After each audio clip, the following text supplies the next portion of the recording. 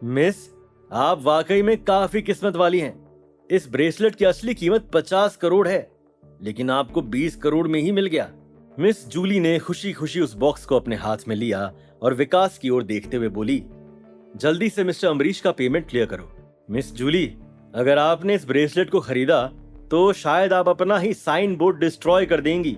आप कहना क्या चाहते हैं? ज्यादा कुछ नहीं, बस मैं इतना ही कहना चाहता हूँ कि ये ब्रेसलेट नकली है। नक्श की बात सुनकर अम्बरीश के होश ठिकाने आ गए थे। अगर तुमने मुझे आज एक्सप्लेनेशन नहीं दिया तो मुझे पुलिस को बुलाना होगा और तुम्हें जेल भिजवाना होगा, क्योंकि तुम अफवाह फैलाकर मुझे फ्रेम करने की कोशिश कर रहे हो। नक्श ने मिस जूली के हाथ से वो बॉक्स लिया और उसे खोलते हुए उस ब्रेसलेट को बाहर निकालते हुए बोला, जब आप एक असली जेड को अपने हाथ में लेंगे तो आपको उसकी चिकनाहट साफ पता चलेगी। इसका कलर मिल्की व्हाइट है।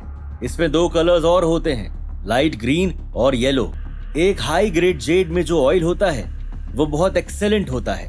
हाँ, तो मेरे ब्रेसलेट में जो जेड है वो मिल्की व्हाइट है, एकदम प्योर प्रेशियस, जैसा तुमने अभी कहा। तो फिर तुम इसे फेक किस बेसिस पर बोल रहे हो? नक्श ने कड़क अंदाज में अम्बरीश को देखा और उसके ब्रेसलेट से एक हीरा बाहर निकाला। सभी को दिखाते हुए नक्श ने उस हीरे को जोर से दबाया और वो हीरा किसी पाउडर की तरह बिखर गया था। तुम्हारी हिम्मत कैसे हुई मेरा ब्रेसलेट तोड़ने की?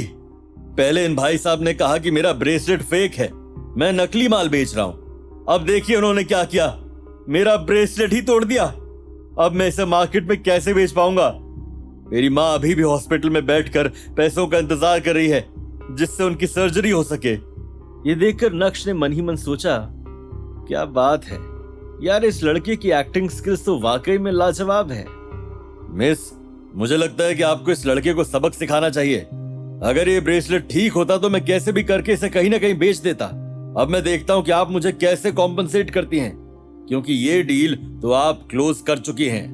मिस जूली ने ऐसे एक्ट किया जैसे मानो उसने कुछ सुना ही नहीं हो। अगर तुम्हें नकली सामान ही बेचना था तो कम से कम तुम्हें थोड़े और एफर्ट्स लगाने चाहिए थे।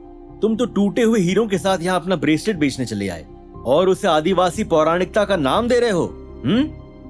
आप सभी को पता होगा कि जो असली जेड होता है वो सालों तक पानी में ही रहता है। इससे उसका सरफेस हार्ड यानी टफ हो जाता है, लेकिन इस ब्रेसलेट में जितने भी हीरे हैं वो सभी कांच के हैं। लगता है तुम किताबी कीड़े हो। जो कुछ भी तुमने अभी कहा वो सिर्फ कुछ स्टेटमेंट्स हैं। क्या तुम्हारे पास कोई प्रूफ है कि मेरे ब्रेसलेट में लगे हीरे नकली हैं? नक्श ने मिस जूली को देखा और बोला, तुम्हारे स्टोर में चेकिंग मशीन तो होगी, है ना? तुम्हें उस हीरे को डायरेक्ट चेक नहीं करना है, बल्कि उस हीरे के एक हिस्से को बाहर निकालना है और फिर चेक करना है। इस ब्रेसलेट को उठाओ और जल्दी से सारे हीरों की बारीकी से चेकिंग करो। विकास ने अपना सिर हिलाया और उस ब्रेसलेट को उठाते हुए चेकिंग रूम की तरफ भागा। अरे अरे, ये तो बहुत गलत है। मुझे कैसे पता चलेगा कि वो मेरे हीरे हैं? कहीं तुम लोगों ने मेरे माल को बदल डाला तो?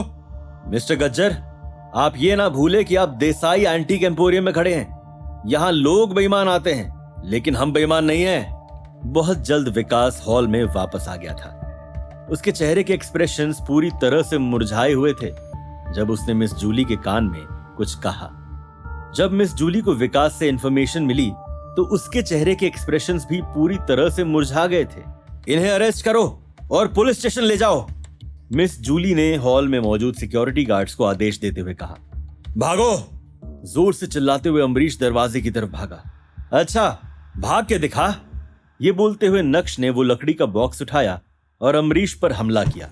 वो बॉक्स अम्बरीश के पैर पर लगा और अम्बरीश उधर ही धाराशायी हो गया। तन्मय पूनावाला मौके का फायदा उठाना चाहता था और इसी के साथ वो सुमड़ी में गुमड़ी करते हुए वहां से भागना चाहता था, लेकिन तभी नक्श उसके रास्ते में आ गया और उसने उसे पकड़ लिया। तुम्हें यहाँ से जाने की इतनी जल्दी क्यों है?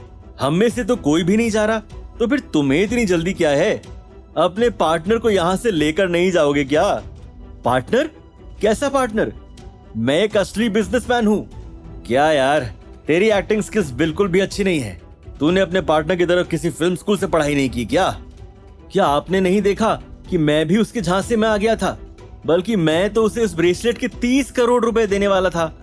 ये बोलते हुए तन्मय नक्श के चंगुल से छूटने की कोशिश कर रहा था। उसी समय अचानक बाहर से पुलिस के सायरन की आवाज आई। कहाँ हैं वो लोग? कितने लोग हैं? एक ये रहा और दूसरा वो रहा। नक्श ने तन्मय और अमरीश की तरफ पॉइंट आउट करते हुए कहा, ऑफिसर, आप इनकी बात पर यकीन मत करिए। मैं तो एक असली बिजनेसमैन हूं जो एंटीक खरीदने आया था, लेकिन इन्होंने मुझे झूठा बता दिया। उसी समय एंटीक शॉप के ओनर्स अमरीश को पकड़ के ले आए। ऑफिसर, आप नक्श की बात पर यकीन मत कीजिए। एक बार लकी क्या हो गया, ऐसा लगता है कि वो बेगुनाह को भी अपराधी बना देगा। अपराधी सिर्फ एक है, अमरीश गज्जर। मिस जूली, क्या आपको लगता है कि आदमी झूठ बोल रहा है?